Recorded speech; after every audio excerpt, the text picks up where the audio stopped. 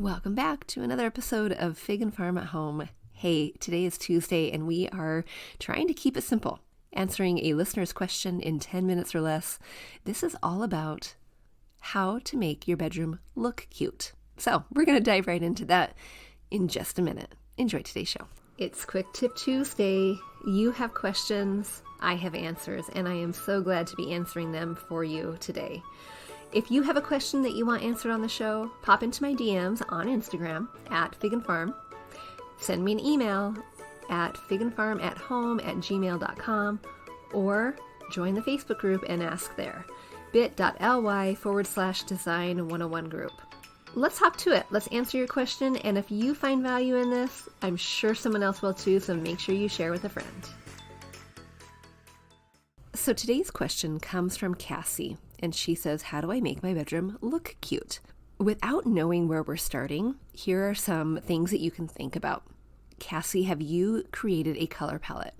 Remembering that inside of rooms where you have closed doors, bathrooms, bedrooms, offices, libraries, those color palettes can actually be different than what you have flowing throughout the rest of your home. But you still want your little micro color palette, your micro habitat to say, you really want that to be cohesive too. So the same principles apply that we talk about when we're talking about making your home look and feel cohesive in your larger space. So when you're thinking about your color palette, I want you to think about 3 colors. That's probably the easiest way you can do it. Of course, can you have more? Yes, you can. You're going to have a foundation color. This is the color that is going to be most predominant. Sometimes you might want to think about this being the one that is on the walls. Maybe it's appearing somewhere else within your room, your bed frame, your bedding, but it's the most prominent color. I say prominent because it's going to cover the most surface area. In my room, it's actually white. I do have a white room, but I do have some color bringing in other areas.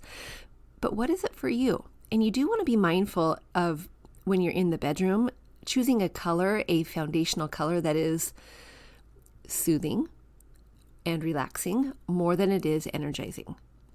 Because our bedrooms are the places where we go to retreat, we go to relax. So think more in terms of softer colors rather than bright, vibrant, bold, that are a little bit more energizing. And then choose a primary color and a secondary color. And those are going to be the colors you bring in throughout your room, in textiles, maybe in curtains and pillows, in blankets, in decor accessories and artwork. So that's the very first thing. The second thing to make your room feel really cozy but look cute is to think about layers and texture. And when you add layers to your space, you are adding depth.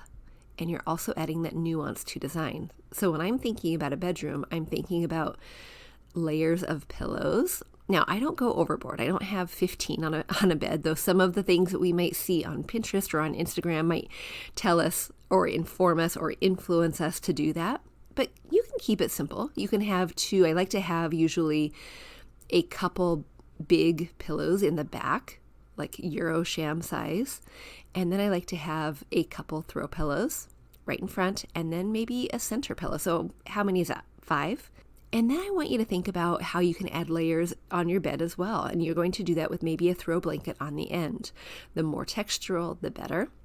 And if it can contrast and also complement what you have on your big bedspread, that's going to be a good thing. So what do I mean by complement and contrast?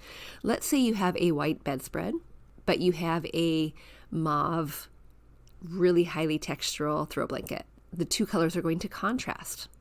But maybe in your pillows you have a little bit of white and a little bit of mauve.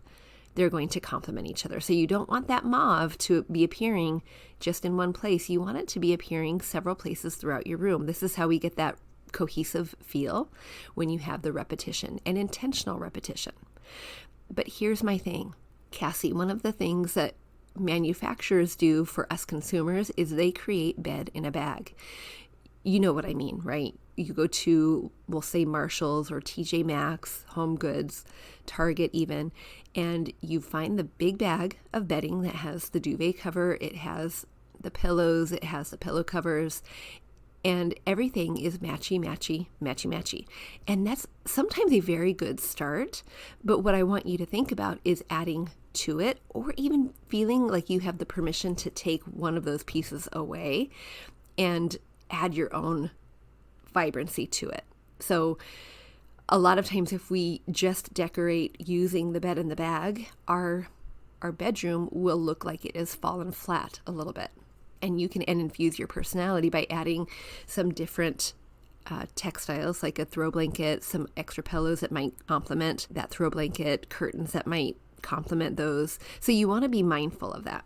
The other thing you want to think about too is contrasting your furniture set, breaking up anything that might be matchy-matchy. So if you have, we'll say, a deep mahogany set, and your set usually includes maybe a low dresser, a high boy, 2 nightstands, and a headboard, that can be a lot of heaviness in one area. And those aren't necessarily bad ideas, but can you break up the set a little bit? Maybe put part of it in the guest room and bring in something else that just adds that little layer of complexity, that little layer of personality. Infuse that without it being so matchy-matchy. Side note, for pretty much anything in your home, whether we are in our living room, in our bedroom, in the kitchen, matchy sets fall flat. When you have the freedom to swap it out, when you feel like you can have that permission to say, you know what, I don't want those chairs that go with that dining room set. When you bring in something that's just a little different and contrasts with the set, it just adds a layer of nuance and personality and style that you won't get with a matching set. As much as those manufacturers are trying, they're just not quite doing it well yet. They're trying to make it easy for the consumer, and what they're doing in that is making it actually maybe a little more difficult. And then Cassie, I want you to think about too how you are styling your things. And you can even style your bed. Did you know that? So when you're making your bed, be mindful of that. I usually like to pull down my coverlet just a little bit to allow my top sheet, which is usually patterned in the color that is part of my color palette. I like to fold that down too, so I have like that little layer of just a peekaboo layer of color. And usually it is my sheet is patterned, so it's not just a flat color with a flat color. There's a little bit of fun there. And then how are you styling your pillows? Are they just laying flat and you're putting your coverlet over it? If you are, take them out and put them upright against your headboard, letting them stand on their own, and then placing your pillows in front. Tossing your throw blanket organically on the end rather than laying it flat and folding it out nicely is going to elevate the look just a little bit. You might think at first, oh, this looks sloppy, but it actually makes it look a little bit cozy.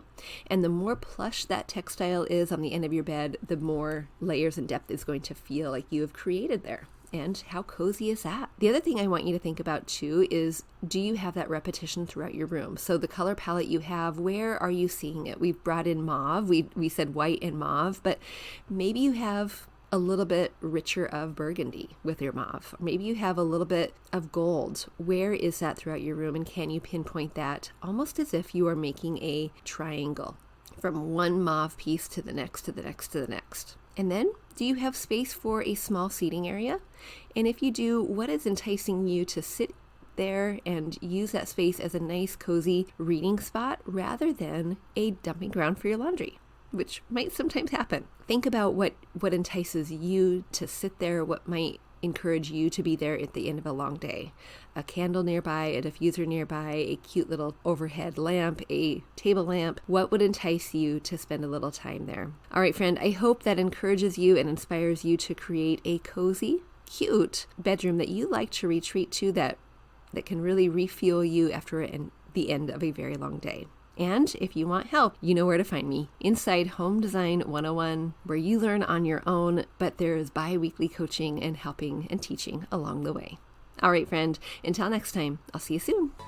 Hey, real quick before you go, if you learned something new or found value in today's podcast, would you head over to iTunes to Fig and Farm at Home and leave a review and subscribe to the show? That would be awesome. And if you'd like to connect with my community of mamas who are learning to be intentional storytellers within their own homes, join us at bit.ly/design101 group. There's always more room at the table. See you soon.